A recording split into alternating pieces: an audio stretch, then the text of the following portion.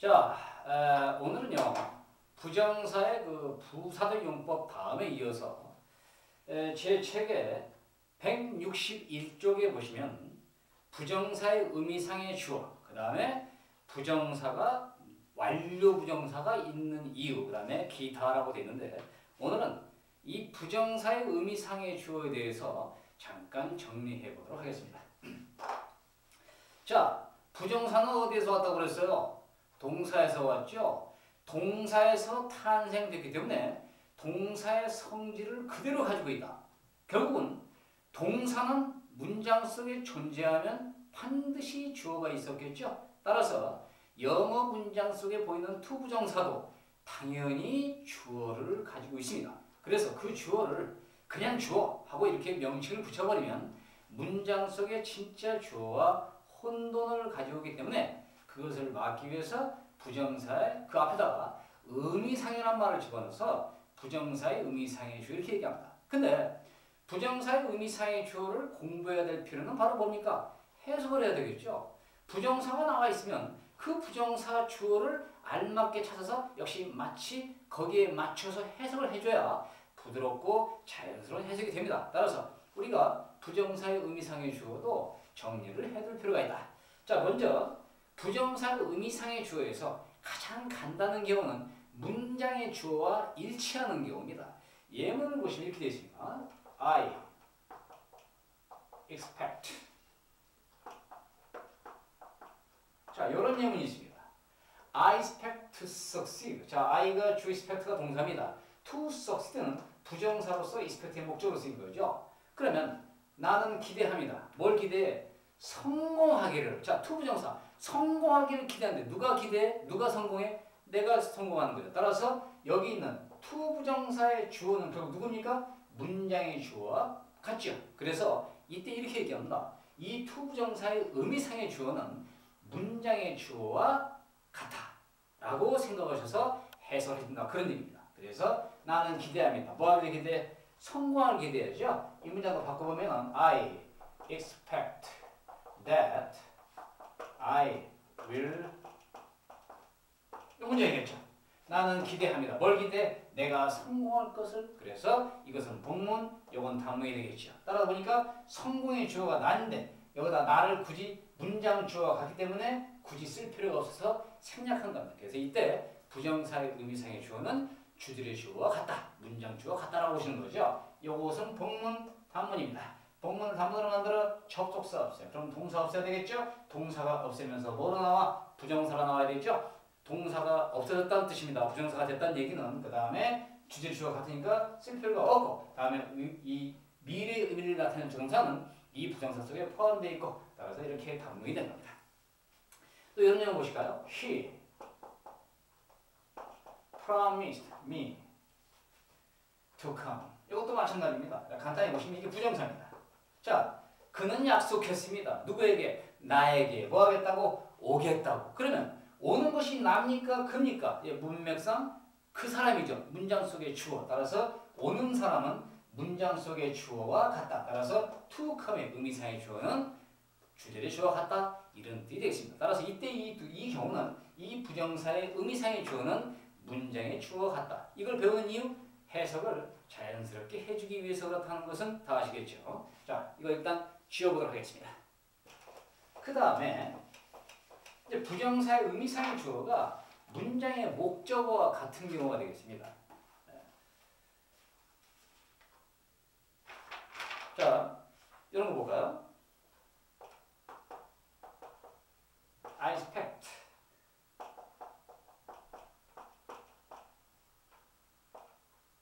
이렇게 있습니다. 자, 아까와 비슷하죠? 나는 기대합니다. 누가? 네가 뭐 하기를? 성공하기를. 그러면 아까는 이게 유가 없을 때는 성공하는 것도 나죠. 기대하는 것도 나고. 그래서 의미상의 주어가 같죠. 근데 이때는 유입니다. 목적으로 썼죠. 따라서 이때 to succeed의 의미상의 주어는 문장의 목적어와 같다. 그런 얘기입니다. 그러니까 여기 있는 목적어를 주어처럼 해야 된다. 그런 얘기 되겠죠. 나는 기대합니다. 누가? 네가 뭐 하기를? 성공하기를. 그래서 이런 경우는 문장 속의 목적어가 부정사의 의미상의 주어와 같은 경우가 되겠습니다. 그 다음에 이런 경우를 빼고 조금 특별한 경우가 있습니다. 부정사 의미상해주어를 이런 것이 아니라 따로 표시를 해주고자 할 때는 어떤 식으로 쓸 것이냐. 자, 예를 보세요. 읽어보시죠. I stepped aside to pass. 자, 이렇게 썼습니다. 자, I step aside. step이라는 말은 발걸음을 걷다. 근데 aside가 부사니까 옆으로. 그래서 나는 한 발 물러섰다 그런 뜻입니다. 즉 옆으로 물러섰다 그런 뜻입니다. 나는 물러섰어요.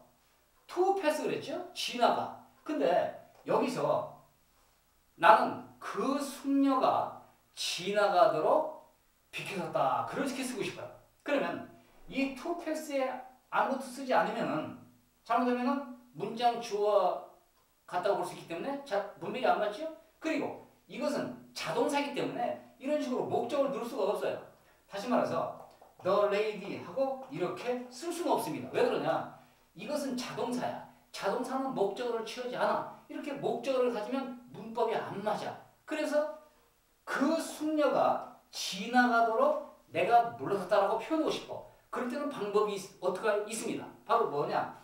이 the lady 목적어, 즉 지나가는 숙녀를 그냥 명사로 그대로 쓰면은 문법이 안 맞는다고 그랬죠? 명사는 함부로 쓰면 안 돼. 명사가 문장 속에 들어가면 주어, 목적어, 보어 역할 중 하나를 반드시 해야 됩니다. 그런데 자동사라 그냥 명사를 갖다 써버리면은 목적으로 보이기 때문에 문법이 안 맞죠. 그럼 어떻게 하느냐?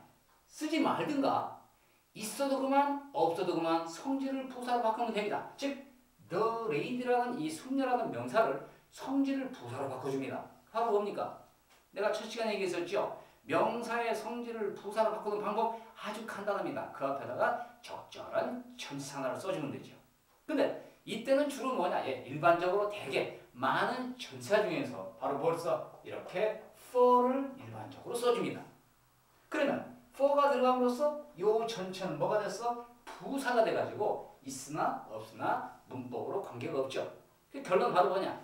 부정사의 의미상의 주어를 따로 구체적으로 표현해주고자 할 때는 쓰되 문법적 역할로 쓰면 앞뒤가 안 맞으니까 그 쓰는 명사와 대명사 앞에 for라는 전사를 붙여줘가지고 문법적으로 성질을 부사로 바꿔줘서 문법에 아무런 영향을 주지 않게 만들면 됩니다.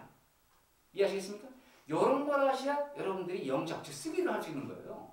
이해하시겠습니까? 그래서 이렇게 부정사 의미상의 주어를 따로 표시하고 싶을 때는 바로 이렇게 대부분 for를 씁니다. 그래서 여러분들이 학교에서 영어 시간에 부정사를 공부할 때 요거 많이 배우셨죠? 자, 우리가 첫 시간에 부정사의 명사적을 갖다 쓸 때는 주어를 쓸 때는 모양이 길어서 뒤로 보내고 가짜 줘 넣는다고 그랬죠? it is 이렇게 for 뭐뭐뭐 다음에 투부정사 이렇게 한다고 그랬죠? 요것은 진주어, 가주 이건 뭡니까? 요 부정사의 의미상의 주어입니다. 물론 없어도 되지만은 꼭 쓰고자 할 때는 이렇게 for를 일반적으로 씁니다. 그래서 이렇게 for가 있는 거예요. for가 없으면 문법이 안 맞습니다. 그래서 가주어, 진주어, 투부정사의 뭐 의미상의 주어. 그래서 it is difficult for you to solve it. 이 터전은 문제라고 할까요?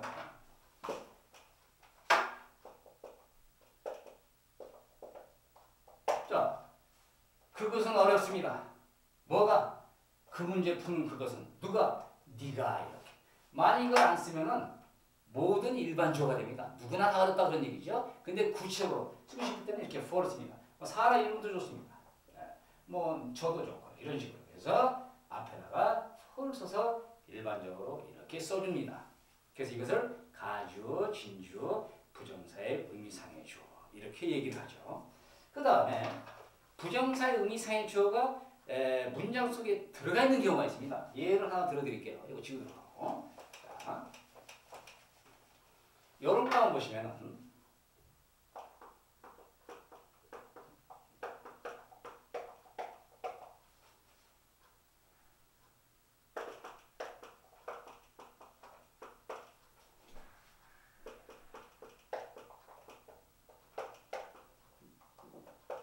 이렇게 썼습니다. 나의 최근의 취미는 포스티지 스탬프란 말 우표입니다. 컬렉터가 수집하다. 우표를 수집하는 거예요. 자, 이것이 주어, 동사, 부정사가 보호로 쓰인 거죠.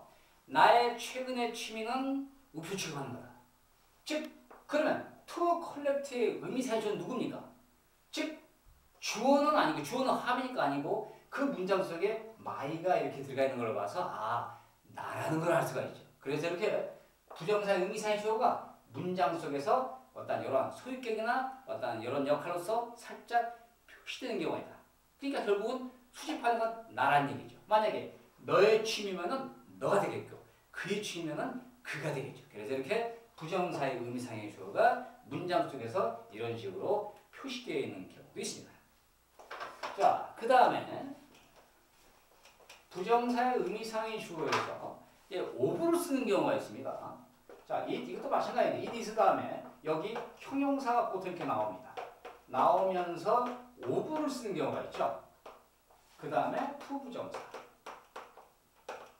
자, 이것도 역시 가주어, 진주어, 의미상의 주어인데 아까는 for 썼었죠. 근데 of를 쓰는 경우가 있다. 어떨 때냐? 여기 나오는 형용사가 사람의 성질이나 성향을 나타내는 형용사일 때는 of를 씁니다. 사람의 성질이나 성향은 뭡니까? 선량하다, 친절하다, 멍청하다, 똑똑하다 이러한 많은 형용사, 즉 사람에게 사용할 수 있는 그런 형용사가 나올 때는 for를 쓰는 것이 아니라 이렇게 of를 써줍니다. 그래서 이것을 한번 보십시오. It was kind of you to show me the way. 자, 가주어, 진주어, 의미상의 주어. 왜? kind가 어떤 이성적, 감정적 판단을 나타내는 그런 형용사가 아니고 사람의 성향, 성질, 기질을 나타내는 형용사일 때는 of를 씁니다. 근데 이때는 해석이 약간은 감탄문적 해석이 좋습니다. 네가 정거장 그 길을 가르치는 것은 정말로 친절했다. 그 말하면 참으로 너는 나에게 길을 가르칠 만큼 참으로 친절했다. 이런 식으로 약간은 감탄문적인 요소가 들어있습니다. 어쨌든 사람의 성질이나 성향을 나타내는 형용사가 나올 때는 of를 씁니다. 그래서 여기 책에 보시면은 kind, wise, earnest, bold, brave, careful, 그 다음에 careless, cruel, good, nice, silly, stupid, 멍청한 이런 것들이 나올 때는 이렇게 of를 씁니다. 근데 여기서 잠깐 이제 조심할 것이 있어요. 여기 이런 것을 요것을 본문으로 본문이 아니라 문장 살짝 바꾸는 경우가 있는데 여러분들 앞으로 그 니트 시험 보실 중학교 2학년 이후부터는 쓰기 시험이 있어요. 그래서 이 쓰는 것도 좀 공부 준비를 하셔야 됩니다. 요것을 의미상의 즉 of you가 to show의 의미상의 주어입니다. 그러면 결국은 이것을 주어로 해서 요걸 동사로 문장을 만들 수가 있습니다. 그러니까 you가 주어로 되고 you 여기서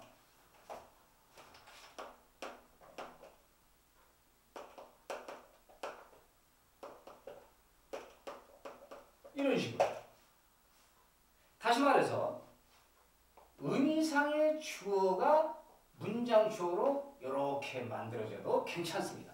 너는 뭐 했다? 친절했다. 너는 친절했다는 얘기죠. 너는 친절했다. 나에게 길을 가르칠 만큼. 그런데 아까 예문에서 이거 잠깐 지우겠습니다. 카이드 부족해서 아까 예문에서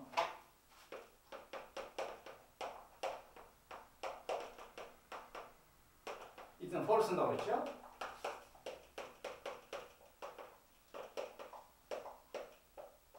즉 여기 있는 for you를 주어로 해서 you are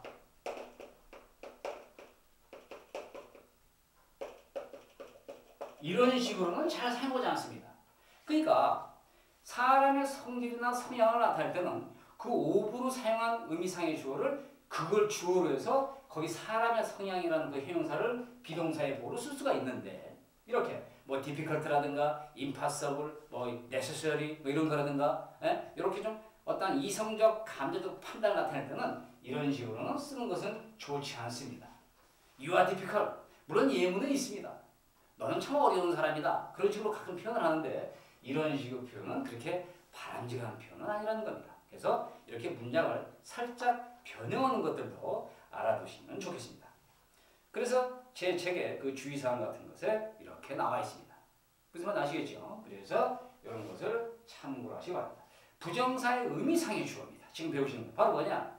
부정사도 동사에서 탄생했기 때문에 동사도 당연히 주어가 있듯이 부정사도 주어가 있습니다. 그래서 그 주어를 의미상의 주어로 합니다. 물론 부정사가 목적어를 가지고 있다면 그 목적어도 부정사의 의미상의 목적어 또는 의미상의 보어 이렇게 얘기할 수도 있습니다. 근데 이 의미상의 주어를 공부한 이유는 바로 뭡니까? 해석을 잘하려고 하는 것입니다. 문장 속에 부정사가 있으면 그 부정사 주어도 잘 앞뒤로 판단을 해서 해석을 부드럽게 연결해 줘야 되기 때문에 부정사의 의미상의 주어도 공부하실 필요가 있습니다. 그러니까 가장 기본적으로 문장 주어와 일치하는 경우 또 문장 목적어와 일치하는 경우 또는 가주어 진주어에서 또는 일반적인 문장에서 부정사의 의미상의를 꼭 써둘 때는 반드시 전치사 for를 넣어가지고 성질을 부사로 바꿔서 넣어줘야 됩니다. 그냥 명사 의미상의 주어로 한다고 해서 명사 대명사를 떨렁 넣으면 문법이 안 맞는다는 거 다 아시겠죠? 그래서 전치사를 대일반적으로 for를 씁니다. 근데 이렇게 오브를 쓰는 경우가 있다고 그랬어요. 바로 어떤 때입니까? 가주어 진주 형태에서 이 형용사가 사람의 성질이나 성향, 길이를 나타낼 때는 이렇게 오브를 써서 사용합니다. 그러니까 it, to 가주어 진주에서 부정사의 의미상의 주어 표시하는 방법은 for와 of 두 개가 있는데 어떨 때 of입니까? 사람의 성질, 성향, 기질 따위를 표현할 때는 of를 쓴다는 것을 기억하시고 그 이외에는 대개 for를 쓰고 또 일반적인 문장에서 아까도 얘기했죠? 숙녀가 지나가도록 길을 펴게 섰다 이런 식의 표현에서도 마찬가지로 꼭 의미상의 주어를 쓰고 싶을 때는 for를 쓰시면 됩니다. 자, 그 다음에 이제 다음 시간에는 부정사의 시제에 대해서 배우시겠습니다. 시제. 자, 우리가 동사에서 시제 배우셨어요. 동사의 시제는 12가지가 있었어요. 현재, 과거, 미래, 현재 완료, 과거 완료, 미래 완료, 진행형 쭉 있었죠. 그러나 부정사의 시제 그러면 동사처럼 12개가 있는 게 아닙니다. 부정사의 시제는 2가지가 있습니다. 오로지 2가지. 단순 부정사와 완료형 부정사 2가지가 존재합니다. 자, 여러분들이 가장 궁금한 것도 바로 그거예요. 즉, 부정사 완료형은 왜 있는가? 영어에서 왜 있어야만 되는가를 다음 시간에 공부해보도록 하겠습니다. 완료 부정사가 있는 이유 공부해보시면 아하, 그래서 완료 부정사가 있다는 걸 이해하실 겁니다. 자, 오늘은 간단하게 부정사의 의미상의 주어에 대해서 공부를 하셨습니다. 의미상의 주어를 공부를 잘 해놓으시고 잘 익혀두시면 여러분들이 독해할 때 앞뒤 문맥에 잘 맞춰서 부드러운 해석을 하실 수 있습니다. 부정사는 본문을 단문으로 만드는 과정에서 동사에서 만들어졌습니다. 동사는 반드시 주어가 있게 마련이듯이 부정사도 반드시 주어가 존재하고 있었을 겁니다. 그러나 문장의 주어가 같거나 문장의 목적어가 같을 때는 굳이 따로 쓸 필요가 없다는 것. 그 다음에 일반적으로 부정사의 의미상의 주어를 쓰고자 할 때는 for를 많이 쓰는데 또 it to 형태에서 사람의 성질이나 성향을 나타낼 때는 of를 쓴다는 것도 알아두시면 되겠습니다. 그 정도만 알아두시면 여러분들은 부정사에 대해서 부정사의 의미상의 주어, 의미사라는 말 자체를 이해하실 수가 있습니다. 의미상이라는 말을 붙여줘야 주절의 주어와 혼돈을 피하게 되겠죠. 자, 다음 시간에는 부정사에는 왜 시제가 존재하는가, 왜 완료 시제가 있고 왜 단수 시제가 있어야만 되는가 그 이유에 대해서 설명을 들으시면 확 정신이 드실 것입니다. 자, 그러면 다음 시간에 부정사의 완료, 단순 시제가 왜 있는가에 대해서 공부하도록 하시겠습니다. 자, 이 시간에도 수고 많으셨습니다. 여러분, 성공은 아무렇게나 얻어지지 않습니다. 뼈를 깎는 그러한 노력을 하는 자만이 밝은 아주 희망찬 성공을 보장받습니다. 유튜브에서 허선생을 검색하십시오. 여러분들의 영어 실력을 한 단계 업그레이드 해드릴 것을 약속드립니다. 앞으로 문법 강의가 끝나면 독해 강의도 여러분들에게 해드리도록 할까 합니다. 기대하셔도 좋습니다. 자, 다음 시간에 뵙도록 하죠. 오늘도 수고하셨습니다.